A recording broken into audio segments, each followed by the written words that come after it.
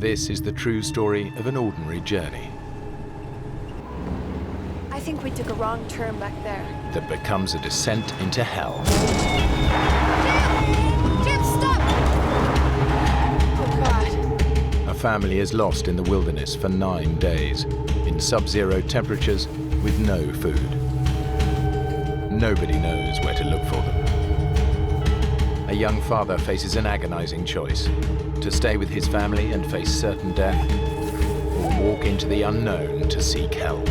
How the hell are we going to get out of this?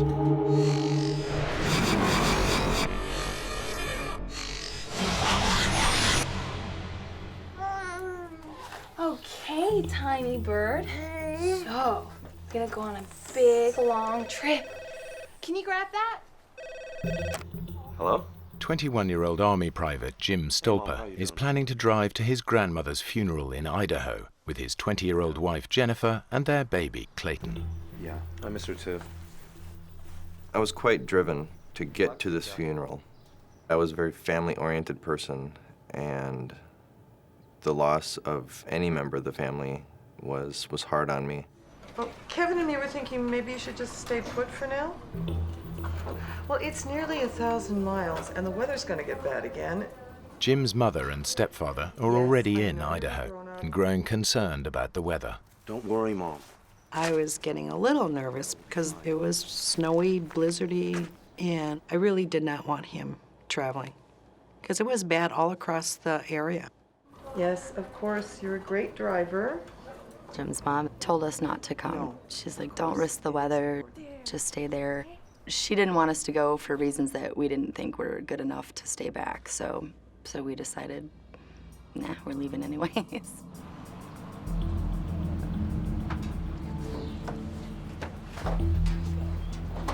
Poor Clay. He's gonna be stuck in this thing forever. What is it, like a 13-hour drive?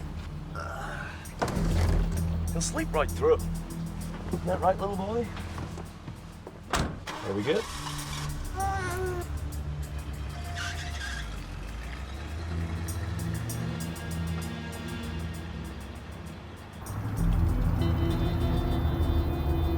Severe blizzards are causing extensive road closures again today in California and Nevada. Jim and Jennifer set off. They haven't made the 800-mile journey before, but reckon it'll take at least 12 hours. They head northeast from the San Francisco Bay towards Pocatello, Idaho. What they haven't bargained for are blizzards, which have already closed the main interstate highway, their most direct route.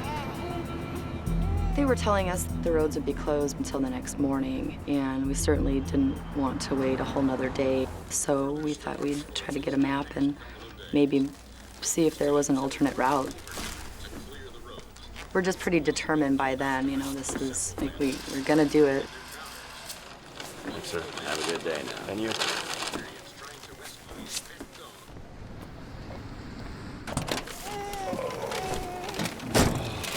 Great. Okay, so blizzard's right here. The I-80's closed. Okay, let's go north and cut across east, which takes us onto the I-140 right here. All the way to Pocatello. We just thought, okay, here's where the roads are closed. This is the main part of the storm. Here we go. Let's take this road that goes way up and around it to try to just go. That's what we thought we were doing, was going around the storm. Little do we know it had already been through there and dumped a lot of snow on the ground. We could see dark skies coming from the west. It was getting to be late, and there wasn't much traffic. At one point, the roads got a little snowy, and we were a little concerned, so we stopped at a service station, and this is where we had chains installed.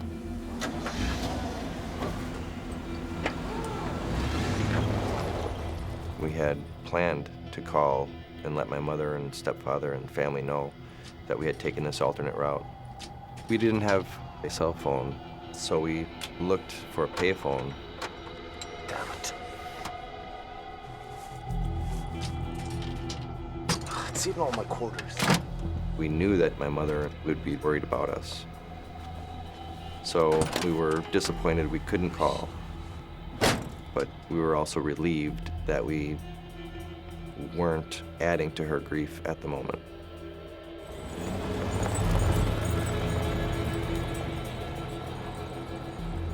After a while, there wasn't any snow anymore. The road was pretty clean and bare. But when you have chains on your car, you can't make up any time. You just have to go so slow. I got out and I looked up and down the road and I didn't see snow on the road. I actually got down and felt it and it was dry. So we opted to take the chains off so we could make better time. You know, we were young, confident. We didn't know any better. We weren't experienced enough to know that things can get really bad really fast.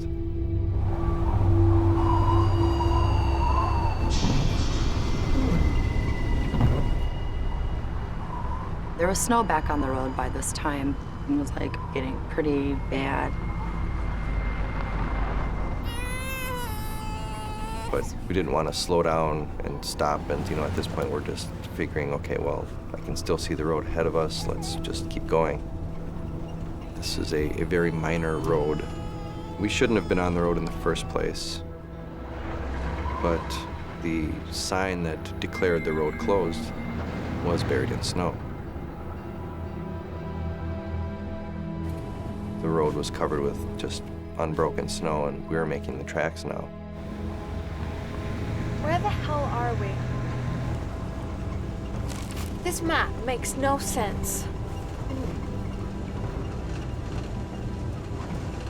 This is weird. It's totally deserted. Wait, you know what? I think we took a wrong turn back there. Jim! Jim, stop! Jim, we're in about 2 feet of snow! Jim, stop! You're making it worse! Jim, stop! Jim, stop!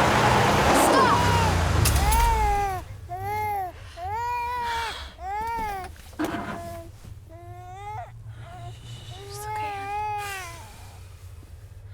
Right there was when fear hit me, like, oh, God, wow, that's a lot of snow. That's pretty deep.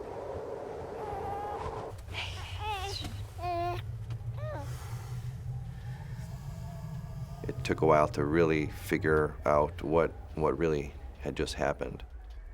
I can't believe this. What is this stupid road anyway? We were a little concerned, but people get stuck in the snow all the time, and it's not that much of an issue because there are other people around to help. Oh, we are going nowhere tonight. So we decided to just wait it out and hope for somebody to come along and help us. Look, honey, we still got plenty of time to get to Idaho. If we don't freeze to death first.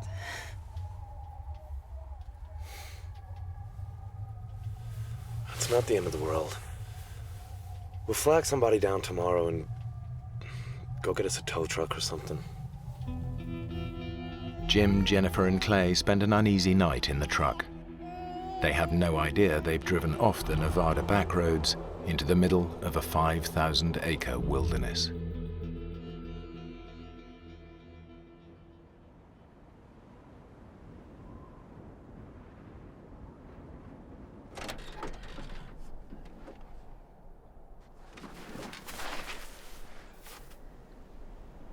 Oh, God. Holy shit. What is this place? There's nothing.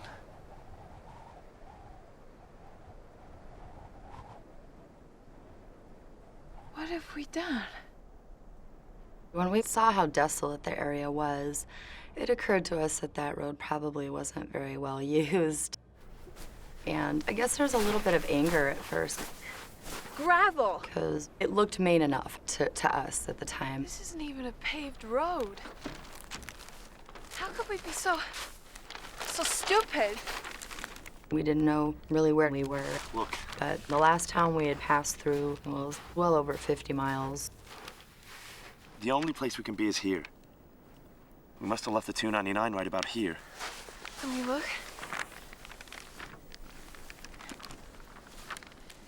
Wildlife refuge. God, it's huge.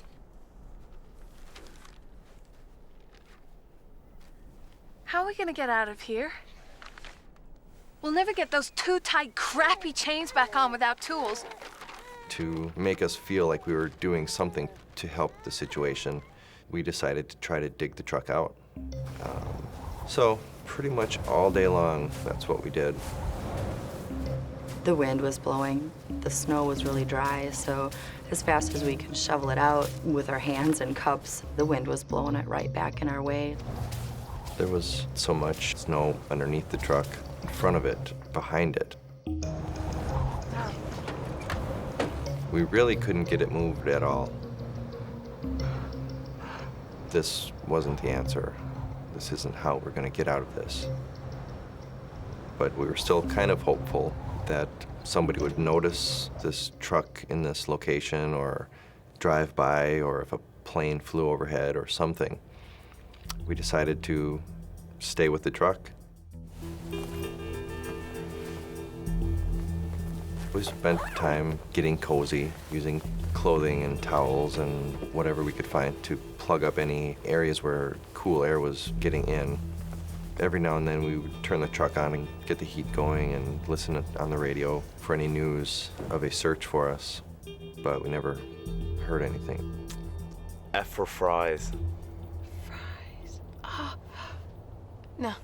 Just decided to kill the time by playing hangman and 20 questions. M. No. Oh, man. The food issue was always right there. C for chocolate. Oh, God, chocolate. Hunger wasn't quite as bad as being as thirsty as we were. Okay. Surviving on very dry snow. D. A D. No. You are dead. Man.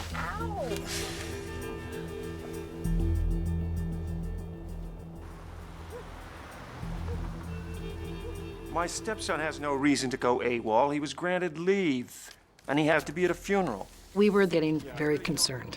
We then started calling the highway patrols, and they said it's a New Year's weekend, and they had more important things that they were concerned about at that time with the road conditions the way they were than looking for a possible missing person. Okay, but how long does it take before someone is listed as a missing person? We were really worried, but they just couldn't help us in any way. Yeah, I'd like to thank you for your help, except you haven't been any. Kevin really wanted to leave, but we still had the funeral to go to.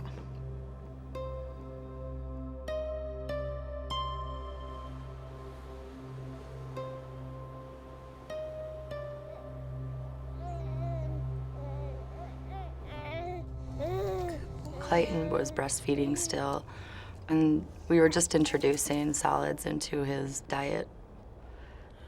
The little bits of baby food that we had left, we tried to ration to him in conjunction with breastfeeding as best we could. You want some fruitcake? You should eat, you know. We should have brought some real food. We had crumbs of this bag of chips and a fruitcake, which Jennifer didn't eat. She didn't like it and didn't want it. So I ate that, and that was all we had as far as food goes. We left my sister's house, left a note on the door for Jim and Jennifer just in case they would show up, to give them directions on where the church was and hoping that they would make it there. And we had to go to the funeral. Kevin and I had already packed our things the night before because Kevin needed to get back to the Bay Area. I'm so sorry to rush off, Jean, but we have to get home tonight. Kevin's gonna get some of his TV buddies to help us find them. Hey, everything's under control here. So we headed back to California. Kevin had contacts there because of his background in cable television, and he knew if we didn't get the media involved, it would be just another missing person that no one ever knew about again.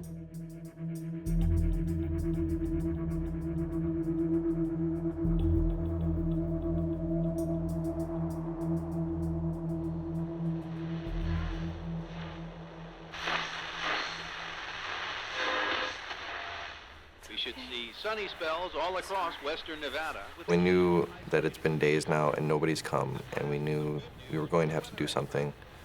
And we had heard on the radio that the weather was supposed to clear up and get better on Saturday. Listen, I've been thinking. Nobody's coming, are they?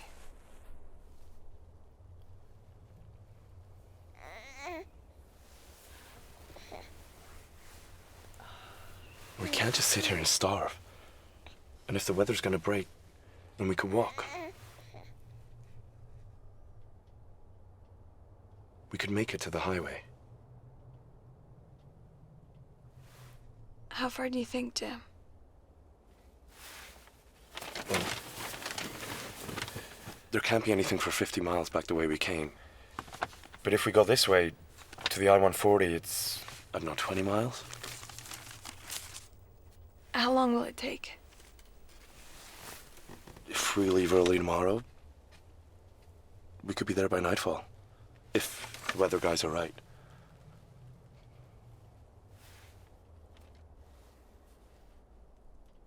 Okay. At least we'll be together, right? That's all that matters.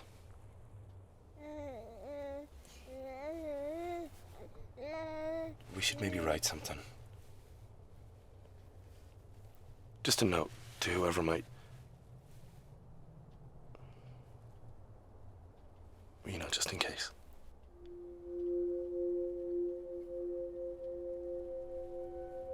We wrote a will that was for our family, you know, as a last kind of goodbye.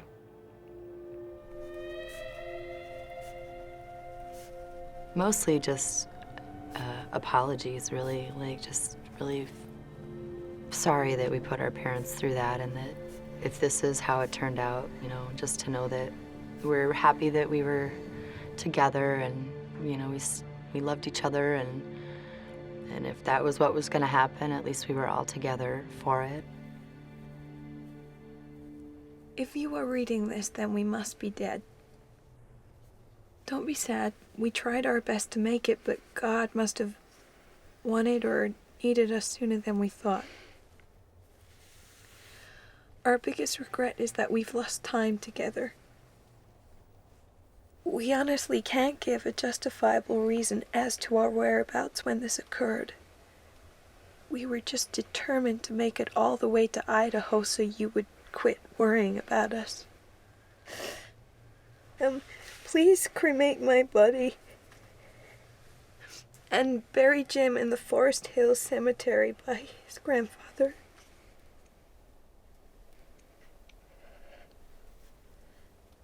And Clay?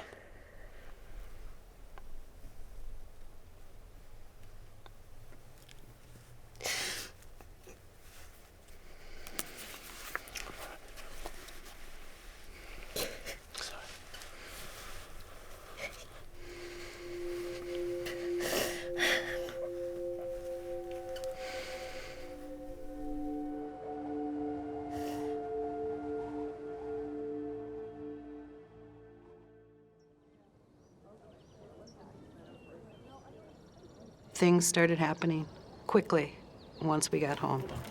Sandy, be sure and get on the deck at NBC. Kevin got some action going. Our house then became command central. It just became a zoo. All the news channels were there on a daily basis. And I think if we can get those press releases out to the local papers, I think that'd be a good start. It was just a very busy kind of time for everyone, trying to generate enough interest in these three people. Try not to worry. Kevin got a truck from a friend to go search himself through Nevada and California. He would have gone nuts sitting there, not being able to do anything. We needed to go. Nobody's coming. We're alone. We're gonna have to do something to get Clayton and ourselves out of there.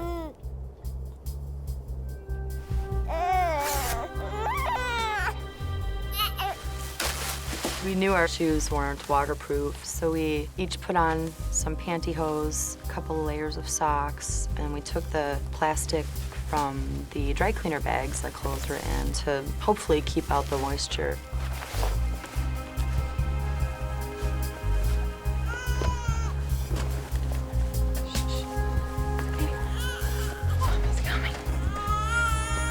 Okay, little boys. We had dress clothes to attend a funeral, tennis shoes, and comfortable clothes. We were not prepared at all for these conditions.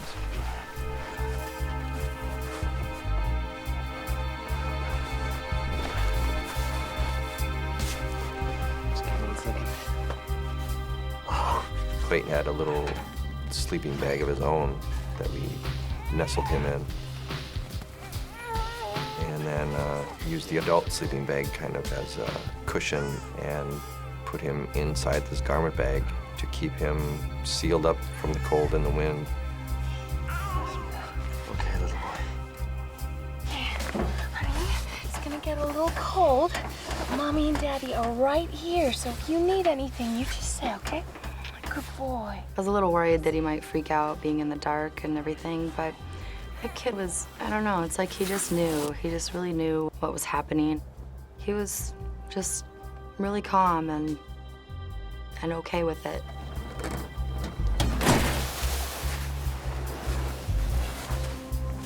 Okay? Yeah. So from then on, I was a horse and Clay was the carriage.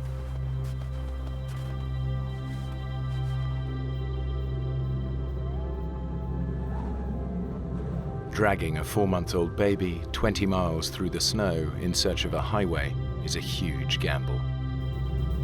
But it's Jim and Jennifer's only hope.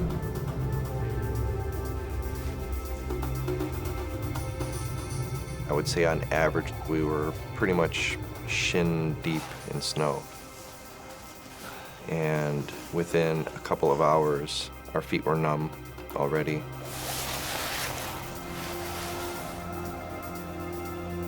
We were getting very thirsty, so eating snow was a full-time thing. Our mouths were tired and cold because we would be chewing on a mouthful of snow, trying to suck it and melt it and drink the water from it. And almost as soon as your mouth was empty, you're already reaching for the ground for more.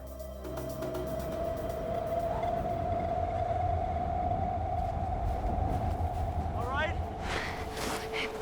One more minute. My hips. We never really had to stop because of Clayton.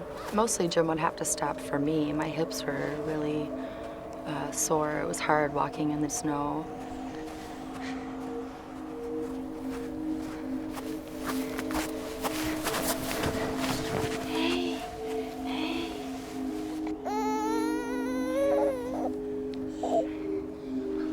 Okay, little man.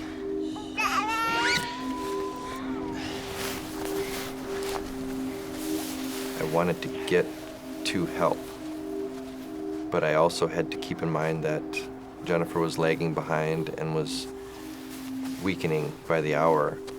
So I had that on my mind, and dragging Clayton behind me was tiring me out. Finally, we saw there was a big hill, and that was a long, long walk to get up there. Just give us a second. We were both just exhausted. I was just over the hill now. Okay. We were so sure this highway we were looking for must be just beyond. At the very least, from the top of this hill, we'd be able to see it.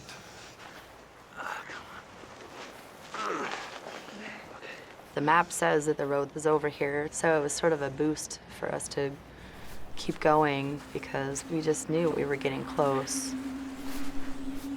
It's just taking us really long to get there.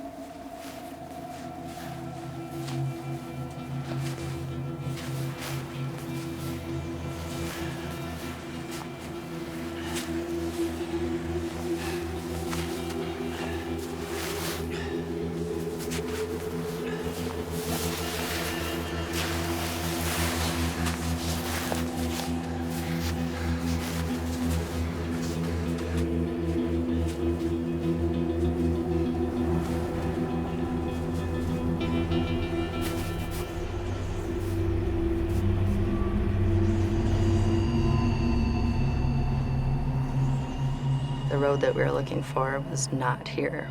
We were heading in the wrong direction or something, because there's just nothing.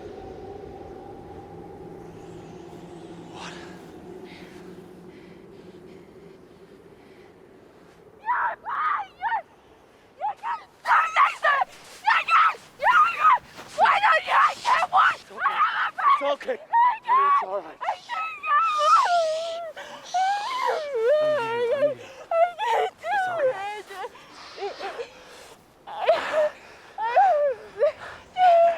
Honey, listen to me. Look at me, listen. We know there's a town back the way we came. We just follow our tracks back, okay?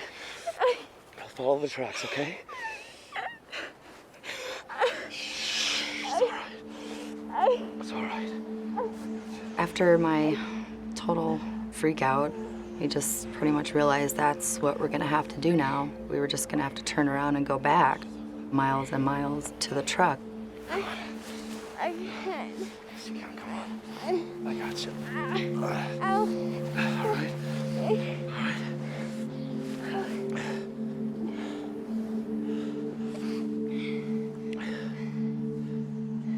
And it was then that we noticed Clay wasn't crying. Oh, God.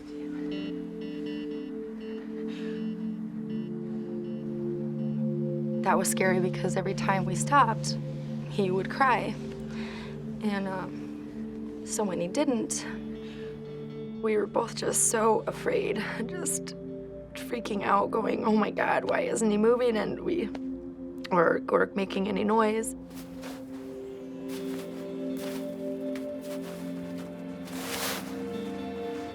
Neither one of us wanted to unzip it to see. And we just sort of just kept looking at each other going, oh God.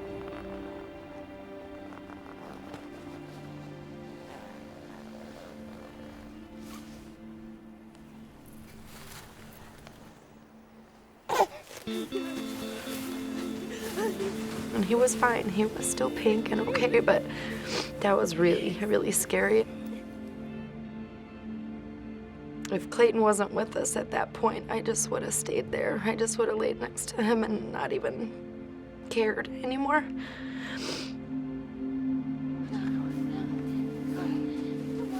After that, just having that fear that that could have happened really made us determined, so we packed up and turned around and started walking back.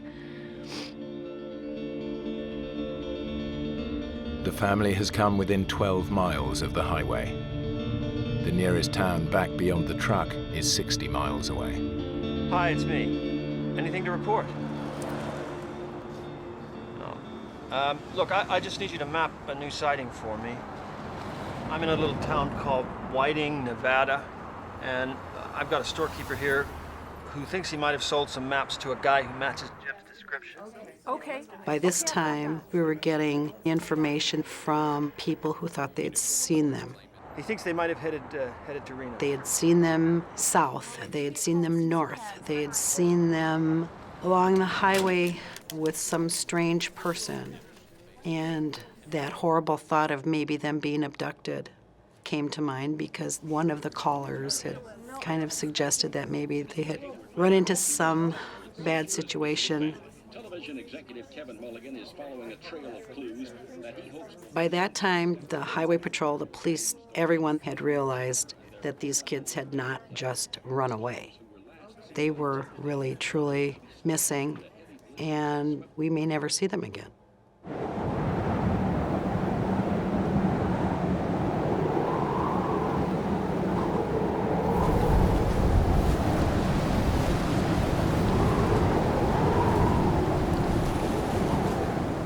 Late that evening, we made it back to this big outcropping of rocks. Oh, it was so windy that it was blowing me over. It was just awful. We decided to try to find a little cove or just something to get out of the wind to protect ourselves.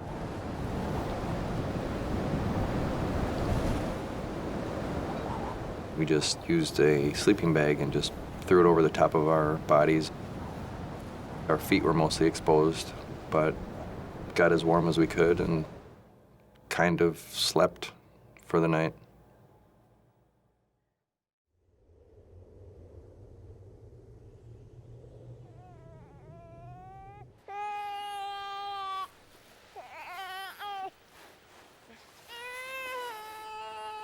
Jim?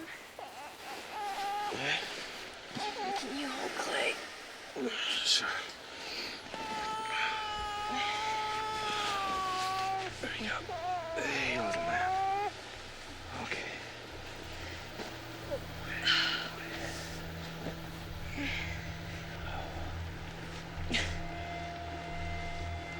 When I stood up, What's the matter with me? All right. it was like my hips were they were just done.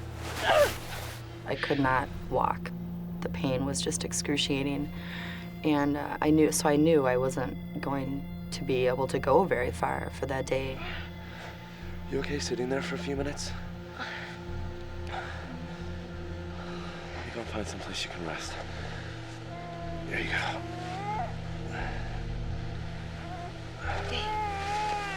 Okay. I knew I needed to walk, and I wanted to, but my body just wasn't gonna let me do it. So we looked around and found a little cave in the rocks. And I thought maybe we could all get warm and rest again. Are you okay in there? Sure. I was thinking, here we are in the middle of nowhere, now farther from the truck, no food. How the hell are we gonna get out of this? Come and see for yourself. Honey, I can't. I need to go on alone. You and Clay can stay in here out of the cold. We said we'd stay together no matter what. I need help, Jen. I have to keep going. Please. Please don't leave me alone. What if you don't come back? I told her of the plan for me to continue on, and she broke down crying, knowing that we were going to be separated now. I think deep down we both knew that it was the only thing we could really do. I didn't want him to do that. But I understood where he was coming from, but I didn't want him to go. I thought that separating would probably be the worst thing. Please, Jim, please. I'll be back.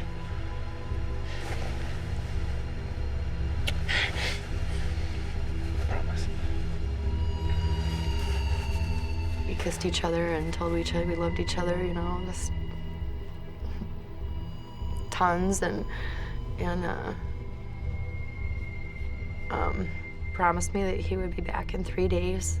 Okay, so I said goodbye to my wife and baby, which could have been the last time I'd seen them alive, and went down the hill and marked the spot with a colorful sweatshirt, and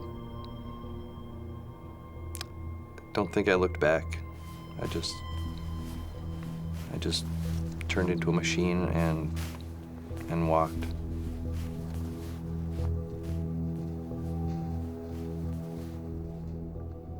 It was Very, very frightening to watch him walk away. Very.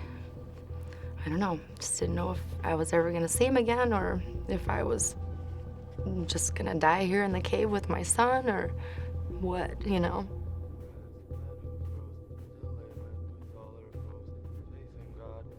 This was a seemingly never-ending task. Just walking and walking. Every now and then I would sing Army cadence to myself, kind of to keep my pace going. But for the most part, I was stoic and single-minded, and, you know, I just couldn't stop. I just kept going and going.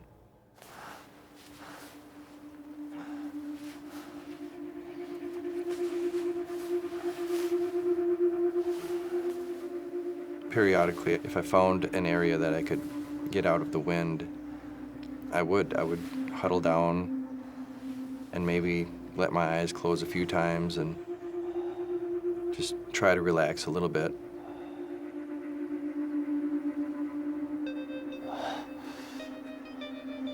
But I really didn't want to let myself sleep, just for fear that I wouldn't wake up.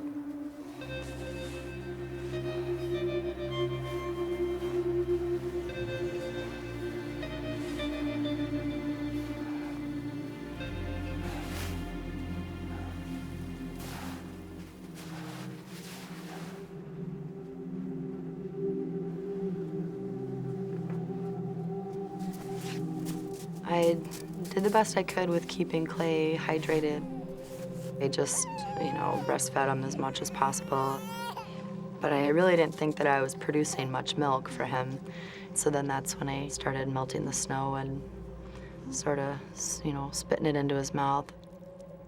He drank it too. I mean, he wanted the water in him, so like a little baby bird.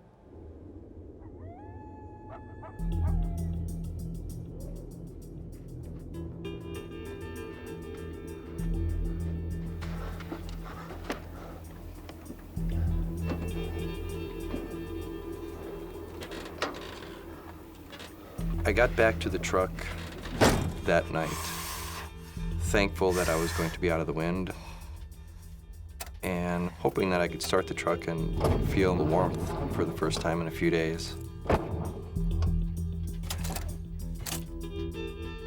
But since the truck had sat untouched as long as it did, it wouldn't come to life anymore.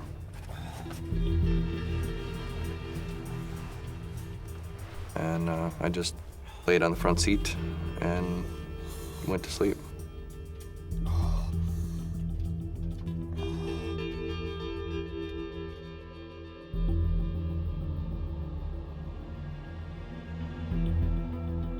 I woke very early, just started going again. Not too far down the road, I came across a sign. So I knew that I must be getting close to something.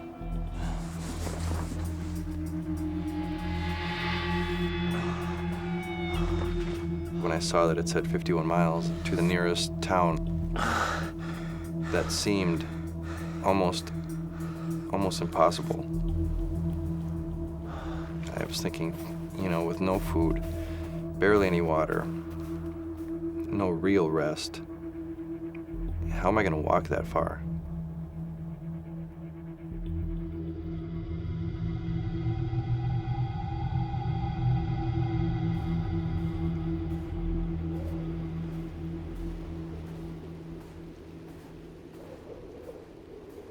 That extreme isolation was the hardest thing to deal with. Kind of like being adrift at sea and nobody knows you're out there. You could scream as loud as you wanted and a bird might hear you. There was one point I could have swore that I heard Jennifer's voice not 10 feet behind me. Keep going. Come on, Jim. Jim! It scared me because I thought, did she die? Is this her telling me to continue going because Clayton's still alive out there alone now? Or I just didn't know what to think. When the sun was shining, the snow would melt down and there'd be little puddles of water in the little nooks and crannies of the rocks. And I thought that maybe if I took a cloth belt, I could like suck on that to get water, anything just to get fluids in me. My feet really, really started hurting really bad. And my shoes were just frozen. I mean, they were solid. And I thought that it might be good to take them off, you know, to let my feet warm up.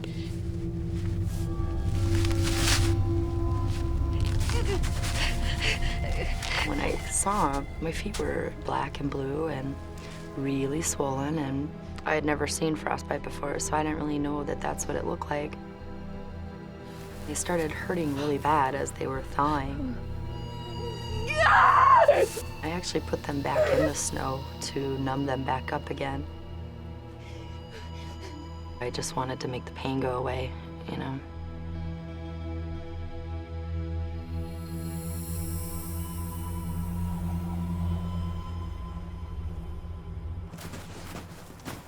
I knew that I must be getting close to something when the road was somewhat plowed.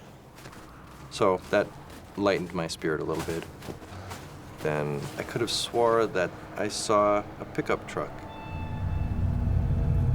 No, it can't be. Who would live out here?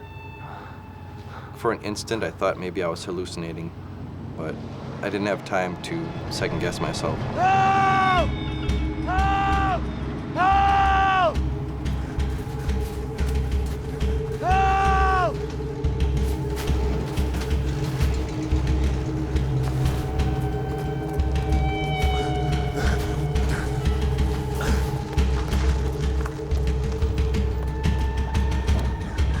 Listen, my wife and baby are out there. I blurted out everything that had just happened, and this grizzled-looking, middle-of-nowhere living man, Dave Peterson, looked at me like I was just crazy. Hey, tiny bird. We're gonna fly away real soon. I would fall asleep and then wake up and check on Clay. That was hard. It was hard looking at his little face. He never cried once. It was almost like, I know, Mom, it's okay. But I didn't think it was okay at all because he wasn't really making any, he wasn't crying, it looked like he was slowly dying, is what it seemed like, because he just wasn't doing anything, just laying there.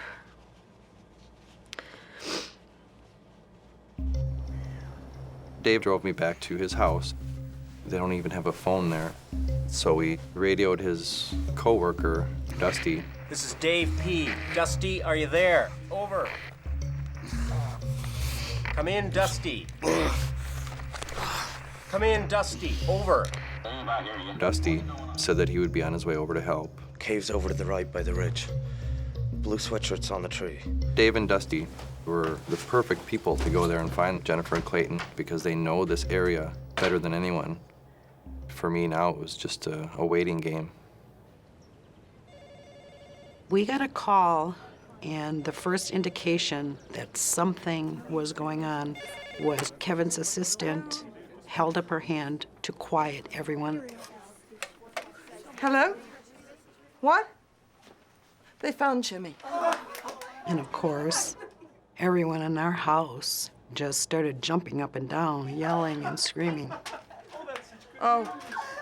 But then we heard I see. Jennifer and the baby were not with him.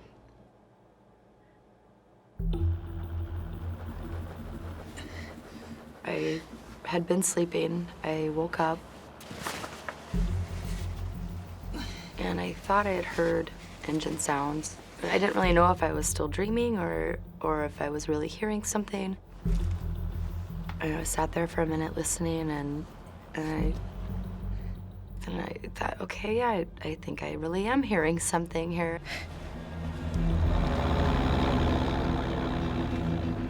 And then that was when I saw the big bulldozer that was in front with the flashing light.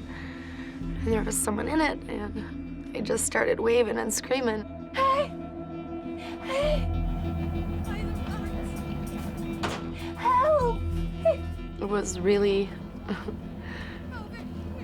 it was amazing seeing those guys, you know, coming up there. And I've never been so happy to see two people, just strangers, in my entire life. I had Clayton in my arms already. I was just so anxious for them to come up there, and I just gave Dusty Clayton right away, and I knew he wasn't, you know, doing really well, but... Is Jim okay? They said, yeah, he's okay, or we wouldn't be here.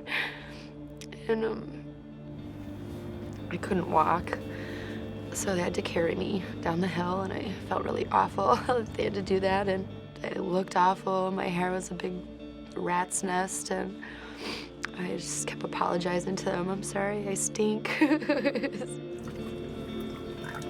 Oh, and I was just so thirsty. I just begged, just please, do one of you guys have something to drink? And Dusty had an orange in his lunch from work. Thank you. Oh, it just looked like heaven. I mean, it was like, oh, an orange flavor. I gave some to Clay, right? Just stuck the little wedge, like, right in his mouth. He just really started sucking on, nursing on it.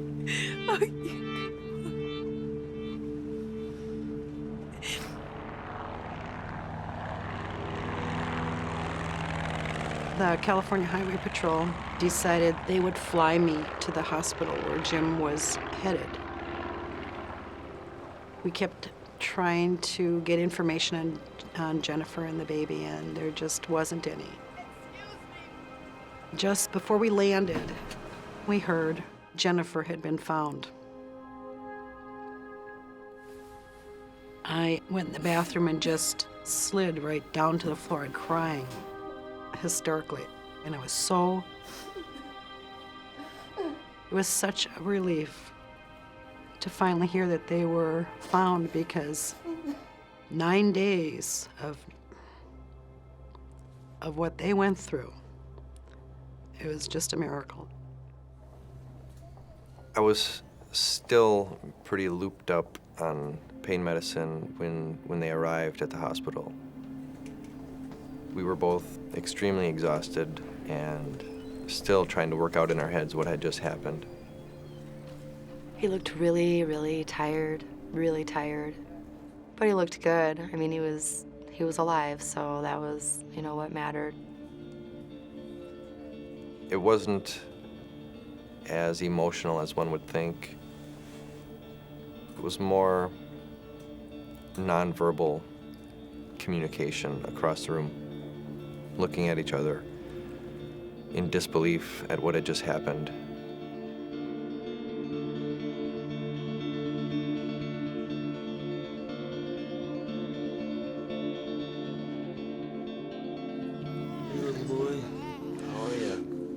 They told us Clayton was really, really dehydrated. He had a really bad diaper rash. But then otherwise, once they gave him fluids and everything, that they thought he was going to be all right. Hey. The price that we paid, our feet, was just nothing compared to having Clayton be whole and healthy. And I mean, I'd die for that.